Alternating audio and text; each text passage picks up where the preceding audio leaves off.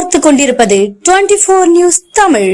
மண்ணாடி மங்கலத்தில் அதிமுக சார்பில் புதிய உறுப்பினர் அடையாள அட்டைகளை முன்னாள் அமைச்சர் ஆர்பி உதயகுமார் வழங்கினார்.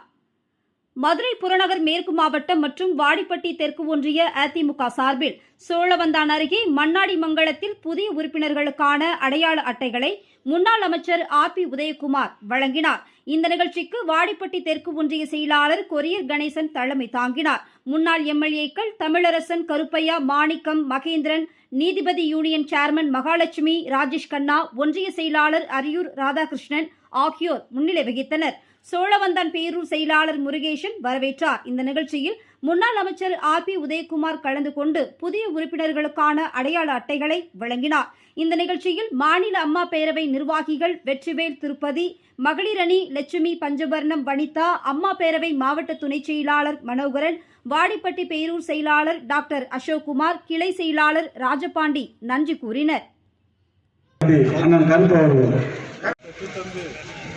நீர் மேலாண்மையை புரட்சி செய்கிற குடி மராமத்து திட்டத்தை பெற்றுத்தந்து பொங்கல் பரிசு தொகுப்பு திட்டமாக 2,08,00,000 மக்களுக்கும் 2,500 ரூபாய் பொங்கல் பரிசு தொகுப்பு வழங்கியதோடு கொரோனா காலத்திலே தன் உயிரை துச்சமென மதித்து இந்த தாய் தமிழ்நாட்டு மக்களுடைய பாதுகாப்பு கவசமாக இருந்து எப்போது புரட்சித் தலைவர் எடப்பாடியார் ஆட்சி மீண்டு வரும் என்று இன்றைக்கு மக்கள் எல்லாம்